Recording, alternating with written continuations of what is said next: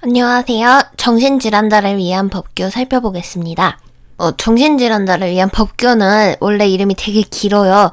정신건강증진 및 정신질환자 복지 서비스 지원에 관한 법인데 너무 길잖아요. 그래서 그냥 정신질환자를 위한 법률로 제가 임의로 좀 줄여서 부르고 있습니다. 어쨌든 이 법률은 정신질환자의 예방이나 치료, 또 재활복지의 권리 보장, 정신건강 친화적 환경 조성에 필요한 여러 사항들을 법률로 이제 규정해 놓은 거겠죠. 그래서 기본 이념이라 하면은 정신질환으로부터 모든 국민은 보호받을 권리가 있고요. 또 정신질환자라 하더라도 인간으로서 존엄과 가치를 보장받아야 되고 또 최적의 치료를 받을 권리가 있습니다. 여기서 말장난이 나오기 좋은 부분이 이걸 최고급 치료, 최고의 치료 이런 거 아니고요. 적합한 최적의 치료라는 이 단어라는 거 꼭 기억해 주세요.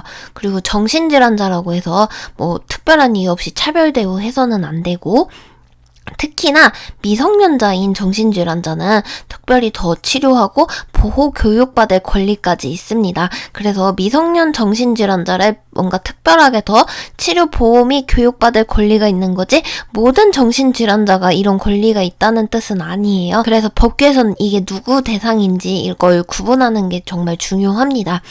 그리고 정신질환자는 이제 스스로 결정할 수 있는 자기 결정권이 있고요. 그래서 신체와 재산에 관한 사항, 주거지라든지 의료행위 동의 이런 등등의 여러 가지 자기가 선택하고 결정을 할 수가 있고요. 또 자유로운 의사표시를 할 수 있도록 그걸 잘 못한다면 도움받을 권리까지 같이 가지고 있어요. 그리고 본인과 관련된 정책이라면 이 결정 과정에서 참여할 권리도 마찬가지로 있습니다. 그래서 정신질환자라 하면은 어떤 이유에서든지 독립적인 일상생활에 제약이 있는 사람을 우리가 정신질환자라고 법에서 정의를 하고 있어요. 여기서 또 나오는 게 보건복지부가 하는 일이 나오죠. 보건복지부 장관은 5년마다 이제 기본 계획을 세우고 실태조사를 해요. 근데 헷갈리기 쉬운 게 구강사업은 3년마다 실태조사를 하기 때문에 요것만 예외입니다. 다른 것들은 다 보건복지부 장관이 5년마다 뭔가를 하거든요. 근데 구강사업에 한해서만 실태조사를 3년인 거, 얘만 혼자 유별나가지고 함정으로 나오기 좋아요. 그래서 요거 잘 구분해주세요.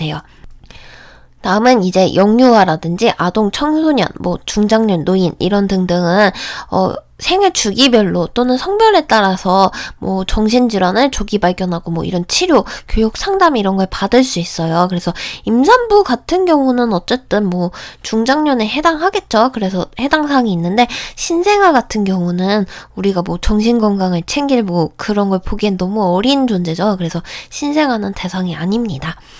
그리고 정신건강 전문 요원 이렇게 3세트가 있어요. 이것도 같이 기억을 해주셔야 되는데요. 정신건강 임상심리사, 정신건강 간호사, 그다음에 정신건강 사회복지사 이렇게 세 분이서 정신건강 전문 요원으로 활동을 할 수가 있습니다. 그리고 여기에도 결격 사유가 있는데요. 피성년 후견인이나 아니면 뭔가 금고 이상의 형을 받거나 형이 집행되기로 됐거나 아니면 형이 아직 확정 안 된 이런 사람들은 여기 결격 사유겠죠. 요즘은 정신질환에 대해서 많은 관심이 높아져서 기관, 단체, 학교에서도 이런 정신건강 증진 사업을 통해서 교육, 상담, 치료 이런 걸 많이 활성화됐다고 보시면 되고요. 그 다음에 정신건강 증진 사업 시설 3가지가 있어요. 첫 번째는 의료기관, 두 번째는 요양시설, 세 번째는 재활시설이죠. 의료기관이라 하면은 정신질환자를 치료하는 정신병원이나 의원을 말하는 거고, 이건 국가가 이제 지역적으로 균형 있게 이렇게 분포시키고 관리를 하게 되죠. 그리고 정신요양시설이라 하면은 정신질환자를 입소시켜서 요양 서비스를 제공하는 시설인데 어쨌든 국가 또는 지방단체가 운영하거나 아니면 사회복지법인, 비영리법인만 설립이 가능하다고 해요. 그리고 이제 정신질환자도 사람인데 계속 여기 뭐지 이러면서 개방하고 구경하면 안 좋잖아요. 그러니까 이 환자들한테 지장 범위가 없는 데에서 시설 개방을 요구해서 살펴볼 수가 있고요. 그 다음에 정신요양시설에 이거 관리하는 장들은 의료에 관련된 부분은 정신건강의학과 전문의에게 자문을 구하는 게 좋겠죠. 그리고 정신재활시설이라 하면은 정신질환자들이 훈련을 하고 생활을 하면서 재활을 할 수 있게 도와주는 곳이에요. 이건 개인 설립이 가능하고, 특별자치시장, 특별자치도지사, 시장군수구청장한테 신고를 해서 이 시설을 열 수가 있습니다. 그래서 생활시설이라든지 아니면 재활훈련, 생산품 판매, 중독자 재활, 이런 등등의 재활을 도와주는 시설이고요. 보건복지부 장관이 정신건강증진시설을 3년마다 평가한다는 요것도 같이 기억을 해주시면 좋습니다. 마지막으로 정신건강복지센터가 있는데 이건 보건소에 설치해서 구강 또는 지방자치단체가 운영을 하는 거예요. 그래서 위탁받아가지고 정신건강증진 사업을 위해 이런 여러가지 사업을 수행하는 기관 또는 단체를 말을 합니다. 그래서 국가와 지방자치단체에서는 여러가지 복지 서비스를 제공하는데요. 그래서 복지 서비스도 개발하고 고용을 한다든지 직업 재활 훈련도 해주고 평생 교육도 지원하고 문화예술 여가 이런 활동이나 치료 재활 등 이런 것도 지원해주고 가족에 대해서도 정보와 이런 교육 내용을 전달한다고 해요. 정신질환자 보호 및 치료에 대해서 살펴보겠습니다. 보호 의무자가 있는데 후견인 또는 부양 의무자가 이제 보호 및 치료를 할 수가 있고요. 보호하고 있는 정신질환자를 이렇게 버리면 안 되겠죠. 근데 보호 의무자도 결격 사유가 있어요. 피성년 후견인, 피한정 후견인 이분들은 어쨌든 법률 무능력자로 찍혀 있는데 법적으로 근데 같이 보호를 할 수가 없겠죠. 그리고 미성년자도 안 되고요. 고령자는 어쨌든 보호 의무자가 될 수 있어요. 할머니, 할아버지 이런 분들. 근데 미성년자는 안 되고요. 행방불명자 안 되고 파산 선고 받은 사람도 안 되고 또 정신질환자 상대로 이렇게 뭔가 소송이 진행 중이거나 아니면 이런 소송 사실이 있었던 배우자 이런 관계자들은 안 되겠죠. 그리고 그 밖의 사유로 보호 의무자가 될 수 없는 사람들 이런 사람들이 결격 사유에 해당합니다.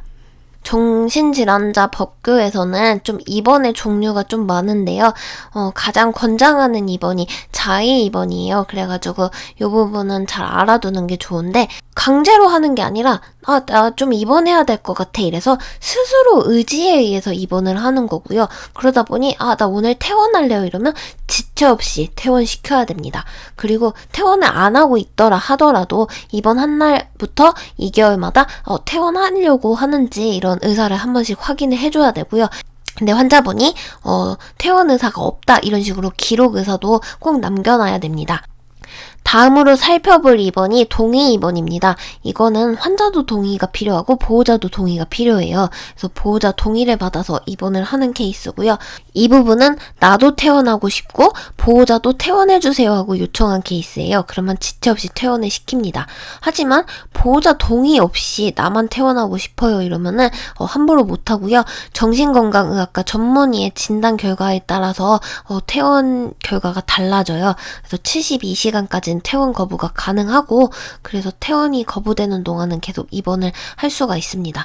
그리고 이것도 마찬가지로 입원 날로부터 2개월마다 퇴원 의사를 한 번씩 확인해 줘야 돼요.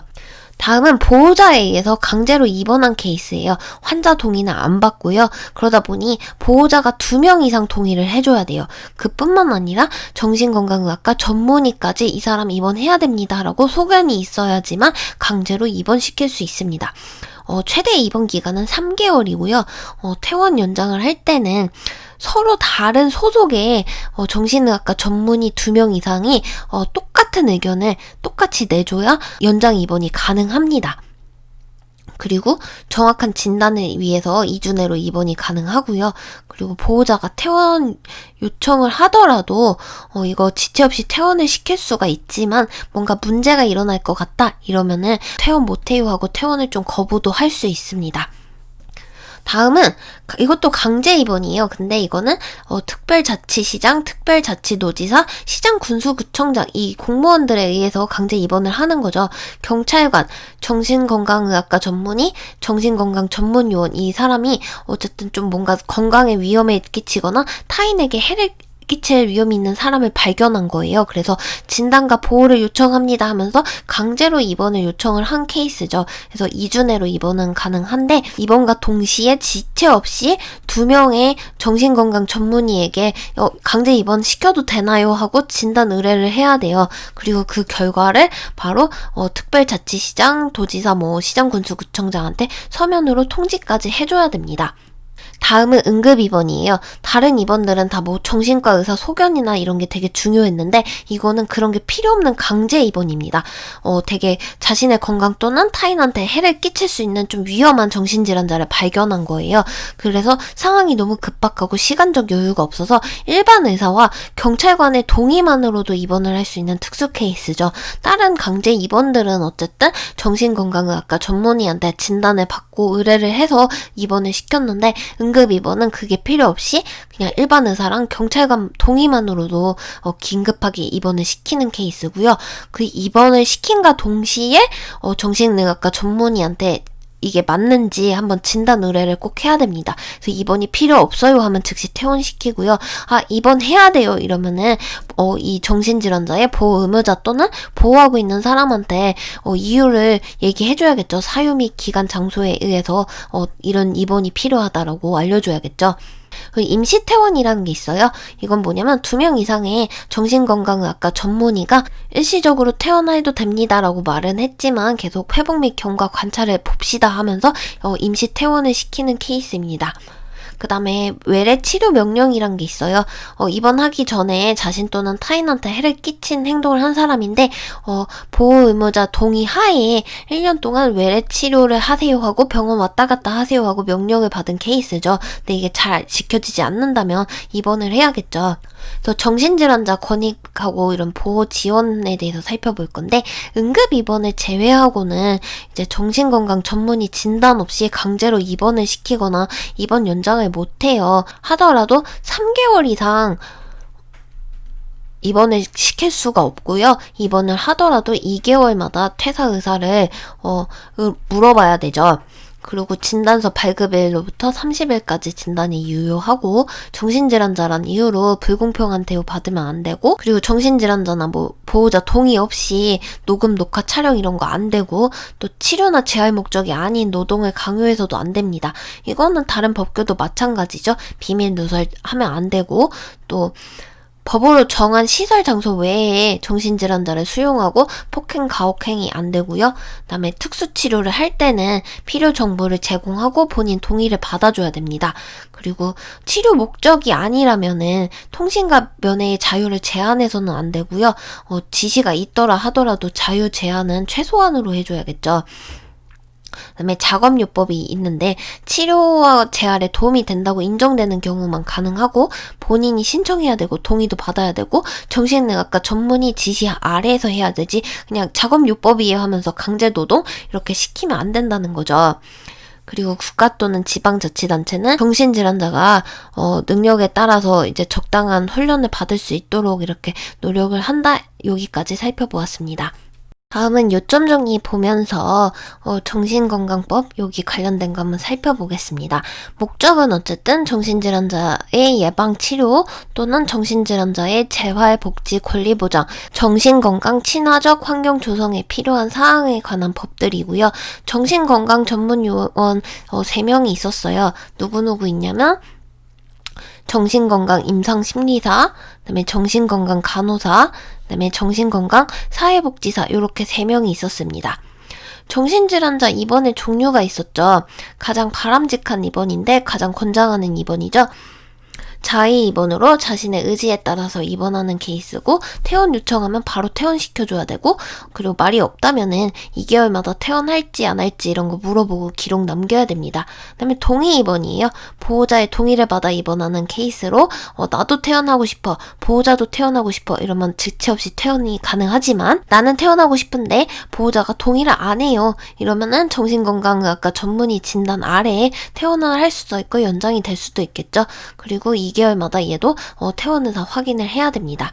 그 다음에 보호자에 의해서 강제로 입원하는 케이스예요. 그래서 환자의 동의 없이 보호자 2명에서 동의를 한 케이스고요.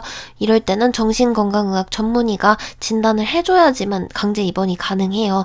그리고 3개월까지밖에 입원을 못하고요. 퇴원을 연장할 때에는 정신건강의학과 전문의 서로 다른 병원에 있는 이 전문의들이 똑같은 의견을 내줬을 때만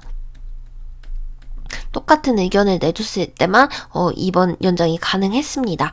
그리고 정확한 진단을 위해서 2주 이내로 입원이 가능하고요. 보호자가 퇴원을 요청했을 경우는 지체 없이 퇴원이 가능하기도 하지만 문제 소견이 있다면 퇴원 거부가 될 수도 있습니다. 다음은 특별자치시장, 특별자치도지사, 시장군수구청장에 의한 강제 입원이에요. 경찰관 또는 정신건강의학과 전문의 또는 정신건강 전문 요원 이 3명에서 정신질환자를 발견한 거죠. 되게 위급하게. 그럴 때는 2주 내로 빨리 입원을 시켜놓고 지체 없이 정신건강의학과 전문의한테 진단을 의뢰해야 됩니다. 그리고 그 결과는 요분들한테 서면 통지로 알려줘야겠죠. 다음 마지막으로 응급입원이에요. 이거는 되게 긴급한 입원이기 때문에 시간적 여유가 없어서 일반 의사랑 경찰관 동의만으로도 입원이 가능한 케이스고요. 입원하자마자 정신의학과 전문의에게 진단 의뢰해야겠죠. 그래서 입원이 필요 없으면 즉시 퇴원시키고 입원해야 된다고 하면은 이 보호자한테 이래이래 해서 지금 입원 중이다고 알려줘야 됩니다.